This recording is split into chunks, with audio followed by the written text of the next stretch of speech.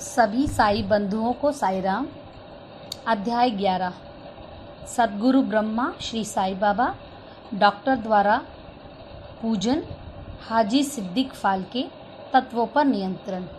इस अध्याय में अब हम श्री साई बाबा के सद्गुण ब्रह्मा स्वरूप, उनका पूजन तथा तत्व नियंत्रण का वर्णन करेंगे।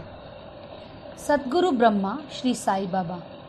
ब्रह्मा के दो स्वरूप हैं, निर्गुण और सगुण। निर्गुण निराकार है और सगुण साकार है। यद्यपि वे एक ही ब्रह्मा के दो रूप हैं, फिर भी किसी को निर्गुण और किसी को सगुण उपासना में दिलचस्पी होती है। जैसा कि गीता के अध्याय 12 में वर्णन किया गया है, सगुण उपासना सरल और श्रेष्ठ है। मनुष्य स्वयं आकार में है, इसलिए उसे ईश्वर की साकार उपासना संभवतः ही सरल है। जब तक कुछ काल सगुण ब्रह्मा की उपासना न की जाए, तब तक प्रेम और भक्ति में वृद्धि नहीं हो सकती है। सगुण उपासना में जैसे जैसे हमारी प्रगति होती जाती है, हम निर्गुण ब्रह्मा की ओर अग्रसर होते जाते हैं। इसलिए सगुण उपासना से ही श्री गणेश करना अति उत्तम है। मूर्ति, वेदी, अग्नि, प्रकाश, सूर्य, जल और ब्राह्मण आदि सप्त उपासनाएं की वस्तु होते हुए भी सद्गुरु ही इन सब में श्रेष्ठ है। श्री साई का स्वरूप आँखों में सम्मुख लाओ, जो वैराग्य की प्रत्यक्ष मूर्ति और अनन्य शरणागत भक्तों के आश्रयदाता हैं। उनके शब्दों में विश्वास लाना आसान और पूजन की संकल्प करना ही समस्त इच्छाओं का त्याग है। कोई कोई श्री साई बाबा की गणना भगवत भक्त अथवा एक महाभागवत में करते हैं या करते थे, परंतु हम लोगों के लिए तो वे ईश्वर अवतार हैं। वे अत्यंत क्षमाशील, शांत, सरल और संतुष्ट थे, जिनकी कोई उपमा ही नहीं दी जा सकती। यद्यपि वे शरीरधारी थे, परंतु यथार्थ में निर्गुण, निराकार, अनंत और नित्य मुक्त थे। गंगा नदी समुद्र की ओर जाती हुई मार्ग में ग्रीष्म से व्यथित अनेकों प्राणियों को शीतलता पहुंचाकर आनंदित करती, फसलों और वृक्षों को जीवन दान देती। जिस प्रकार प्राणियों की शुद्धा शांति करती है, उसी प्रकार श्री साई संत जीवन व्यतीत करते हुए दूसरों को सांत्वना और सुख पहुंचाते हैं। भगवान श्री कृष्ण ने कहा है, संत ही मेरी आत्मा है। वे मेरी जीवित प्रतिमा और मेरे ही विशुद्ध रूप हैं। मैं स्वयं वही हूँ। ये अवर्णनीय शक्तियाँ मात्र ईश्वर की शक्ति, जो कि सत, चित और आनंद है, शिरडी में साई रूप में अवतीर्ण हुई है। श्रुति में ब्रह्मा को आनंद कहा गया है। अभी तक यह विशेष केवल पुस्तकों में पढ़ते और सुनते थे, परंतु भक्तगण ने शिरडी में इस प्रकार का प्रत्यक्ष आनंद पा लिया है। बाबा सबके आश्रयदाता है। उन्हें किसी की सहायता की आवश्यकता ना थी। उनके बैठने के लिए भक्तगण एक मुलायम आसन तथा बड़ा तकिया लगा देते थे। बाबा भक्तों के भावों का आदर करते और उनकी इच्छा अनुसार पूजन आदि देने में किसी प्रकार की आपत्ति ना करते थे।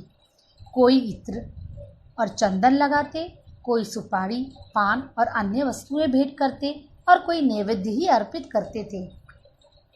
यद्यपि ऐसा जान पड़ता था कि उनका निवास स्थान शिरडी है, परंतु वे तो सर्वव्यापक हैं। इसका भक्तों ने नित्य प्रति अनुभव किया। ऐसे सर्वव्यापक गुरुदेव के चरणों में मेरा बार बार नमस्कार है। डॉक्टर पंडित की भक्ति। एक बार श्री तात्या नूलकर के मित्र डॉक्टर पंडित बाबा के दर्शनार्थ शिरडी पधारे। बाबा को प्रणाम कर वे मस्जिद में कुछ देर तक बैठे। बाबा ने उन्हें श्री दादा भट्ट केलकर के पास भेजा, जहाँ पर उनका अच्छा स्वागत हुआ। फिर दादा भट्ट और डॉक्टर पंडित एक साथ पूजन के लिए मस्जिद पहुँचे। दादा भट्ट ने बाबा का पूजन किया। बाबा का पूजन तो प्राय सभी किया करते थे, परंतु अभी तक उनके शुभ मस्तक पर चंदन लगाने का किसी ने भी साहस नहीं किया था। केवल एक महालपति जी ही उनके गले में चंदन लगाया करते थे। डॉक्टर पंडित ने पूजन की थाली से चंदन लेकर बाबा के मस्तक पर त्रिपुंडाकार लगाया। लोगों ने महान आश्चर्य से देखा कि बाबा ने एक शब्द भी नहीं कहा। संध्या के समय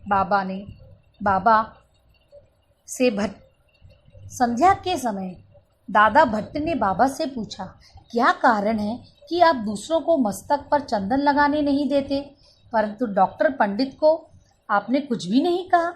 बाबा कहने लगे, हाँ, पंडित ने मुझे अपने गुरु श्री रघुनाथ महाराज धोपेश्वर जो कि काका पुराणिक के नाम से प्रसिद्ध हैं, के ही समान समझा और अपने गुरु को वे जिस प्रकार चंदन लगाते थे उसी भावना से उन्होंने मुझे चंदन लगाया।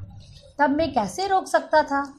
पूछने पर पंडित ने दादा भट्ट त्रिभुवन से कहा कि मैंने बाबा को अपने गुरु काका पुराणिक के समान जानकर ही उन्हें त्रिपुंडाकार चंदन लगाया है, जिस प्रकार मैं अपने गुरु को सदैव लगाया करता था। यद्यपि बाबा भक्तों को उनकी इच्छा अनुसार ही पूजन करने देते थे, परंतु कभी कभी तो उनका व्यवहार विचित्र ही हो जाया करता था। जब कभी वे पूजन की थाली फेंक कर रुद्रावतार धारण कर लेते, तब उनके समीप जाने का किसी को भी साहस न हो सकता था। कभी वे भक्तों को झिड़कते और कभी मोम से भी नरम होकर शांति तथा क्षमा की मूर्ति से प्रतीत होते थे। कभी कभी वे क्रोधावस्था में कंपायमान हो जाते और उनके लाल नेत्र चारों ओर घूमने लगते थे। तथापि उनके अंतःकरण में प्रेम और मातृ स्नेह का स्रोत बहा ही करता था। भक्तों को बुलाकर वे कहा करते थे कि उन्हें तो कुछ ज्ञात ही नहीं है कि वे किस प्रकार उन पर क्रोधित हुए। यदि यह संभव हो कि समुद्र नदियों को लौटा दे, तो वे भक्तों के कल्याण की उपेक्षा कर सकते हैं? वे तो भक्तों के समीप ही रहते हैं और जब भक्त उन्हें पुकारते हैं तो वे तुरंत ही उपस्थित हो जाया करते हैं। वे तो सदा ही भक्तों के प्रेम के भूखे हैं। हाजी सिद्दीकी फाल्के। यहाँ कोई यह नहीं कह सकता कि श्री साईं बाबा अपने भक्त को अपना कृपा पात्र बना लेंगे। यह उनकी इच्छा पर निर्भर था। हाजी सिद्दीक फाल्के की कथा इसी का उदाहरण है। कल्याण निवासी एक यवन जिसका नाम सिद्दीक फाल्के था, मक्का शरीफ की हज करने के बाद शिरडी आए। वे चावड़ी में उत्तर की ओर रहने लगे। वे मस्जिद के सामने खुले आंगन में बैठा करते थे। बाबा ने उन्हें 9 माह तक मस्जिद में प्रवेश होने की आज्ञा न दी और ना ही मस्जिद की सीढ़ी चढ़ने दी। फाल्के बहुत निराश हुए और कुछ निर्णय न कर सके कि कौन सा उपाय काम में लाए। लोगों ने उन्हें सलाह दी कि आशा ना त्यागो। श्यामा श्री साईं बाबा के अंतरंग भक्त हैं, तुम उनके ही द्वारा बाबा के पास पहुंचने का प्रयत्न करो। जिस प्रकार भगवान शंकर के पास पहुंचने के लिए नंदी के पास जाना आवश्यक होता है, उसी प्रकार बाबा के पास भी श्यामा के द्वारा ही पहुंचना चाहिए। फाल्के को यह विचार उचित प्रतीत हुआ और उन्होंने श्यामा से सहायता प्रदान की। श्यामा ने भी आश्वासन दे दिया कि अवसर पाकर बाबा से इस प्रकार बोलेंगे कि बाबा, आप उस बूढ़े हाजी को मस्जिद में किस कारण नहीं आने देते? अनेक भक्त स्वेच्छापूर्वक आपके दर्शन के लिए जाया करते हैं, कम से कम एक बार तो उन्हें आशीष दे दो। बाबा बोले, श्यामा, तुम अभी नादान हो। यह फ़कीर अल्लाह आने नहीं देता है तो मैं क्या करूं? उनकी कृपा के बिना कोई भी मस्जिद की सीढ़ियां नहीं चढ़ सकता। अच्छा, तुम मुझसे पूछ आओ कि क्या वह 12वीं कुएं की निचली पगडंडी पर आने को सहमत है? श्यामा स्वीकारात्मक उत्तर लेकर पहुँचे। बाबा ने फिर श्यामा को से कहा कि उससे पूछो कि क्या वह मुझे 4 किश्तों में 40,000 रुपये देने को तैयार है। फिर श्यामा उत्तर लेकर लौटे कि आप कहें तो मैं 40 लाख रुपए देने को तैयार हूँ। मैं मस्जिद में एक बकरा हलाल करने वाला हूँ, उससे पूछो क्या उसे रुचिकर होगा? बकरे का मांस, नाद या अंडा कोश? श्यामा यह उत्तर लेकर लौटे कि यदि बाबा के भोजन पात्र में से एक ग्रास भी मिल जाए तो हाजी अपने को सौभाग्यशाली समझेगा। यह उत्तर पाकर बाबा उत्तेजित हो गए और उन्होंने अपने हाथ में मिट्टी का बर्तन उठाकर फेंक दी और अपनी कफनी उठाए सीधे हाजी के पास पहुँचे। वे उनसे कहने लगे, व्यर्थ में ही नमाज क्यों पढ़ते हो? अपनी श्रेष्ठता का प्रदर्शन क्यों करते हो? यह वृद्ध हाजियों के समान वेशभूषा तुमने क्यों धारण की है? क्या तुम कुरान शरीफ का इसी प्रकार पठन करते हो? तुम्हें अपना हक्का हज का अभिमान हो गया है, परंतु तुम मुझसे अनभिज्ञ हो। इस प्रकार डांट सुनकर हाजी घबरा गया। बाबा मस्जिद को लौटाए और कुछ आमों की टोकरियां खरीदकर हाजी के पास भेज दी और वे भी स्वयं हाजी के पास गए। अपने पास के 55 रुपये निकालकर हाजी को दिए। इसके बाद ही बाबा हाजी से प्रेम करने लगे तथा अपने साथ भोजन को करने को बुलाने लगे। अब हाजी भी अपनी इच्छा अनुसार मस्जिद में आने लगे। कभी कभी बाबा उनसे कुछ रुपए भी भेंट में दे दिया करते थे। इस प्रकार हाजी बाबा के दरबार में सम्मिलित हो गए। बाबा के तत्वों पर नियंत्रण। बाबा के तत्व नियंत्रण की 2 घटनाओं से उल्लेख के साथ ही यह अध्याय समाप्त हो जाएगा। एक बार संध्या समय शिरडी में भयानक झंझावत आया। आकाश में घने और काले बादल छाए हुए थे। पवन झकोर रहा था, बादल गरज रहे थे और बिजली चमक रही थी। मूसलाधार वर्षा प्रारंभ हो गई। जहाँ देखो जहाँ जल ही जल दृष्टिगोचर हो रहा था। सब पशु पक्षी और शिरडीवासी अधिक भयभीत होकर मस्जिद में एकत्रित हुए। शिरडी में देवियों तो अनेक हैं, परंतु उस दिन सहायता कोई न आई।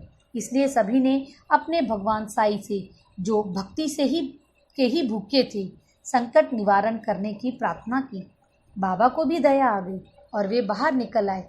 मस्जिद के समीप खड़े होकर उन्होंने बादलों की ओर दृष्टि कर गरजते हुए कहा कि बस शांत हो जाओ। कुछ समय के बाद ही वर्षा का जोर कम हो गया, पवन मंद पड़ पड़ी तथा आंधी भी शांत हो गई। आकाश में चंद्रदेव उदित हो गए। तब सब लोग अति प्रसन्न होकर अपने अपने घर लौट आए। दूसरा, एक अन्य अवसर के मध्याह्न के समय धूनी की अग्नि इतनी प्रचंड होकर जलने लगी कि उसकी लपेटें ऊपर छत तक पहुंचने लगी। मस्जिद में बैठे हुए लोगों को समझ में नहीं आता था कि जल डालकर अग्नि शांत कर दें या कोई अन्य उपाय काम में लाओ। बाबा से पूछने का साहस तो किसी को था ही नहीं और कोई कर ही नहीं पा रहा था। परंतु बाबा शीघ्र परिस्थितियों को जान गए। उन्होंने अपना सटका उठाकर सामने के खंभे पर बलपूर्वक प्रहार किया और बोले, नीचे उतरो और शांत हो जाओ। सटके की प्रत्येक ठोकर पर लपटें कम होने लगी और कुछ मिनटों में धूनी शांत हुई और यथापूर्वक हो गई। श्री साई ईश्वर के अवतार हैं। जो उनके सामने नत होकर उनके शरणागत होता है, उस पर वे अवश्य कृपा करेंगे। जो भक्त इस अध्याय की कथाएं प्रतिदिन श्रद्धा और भक्ति पूर्वक पठन करेगा, उसके दुखों से शीघ्र ही छुटकारा पाएगा।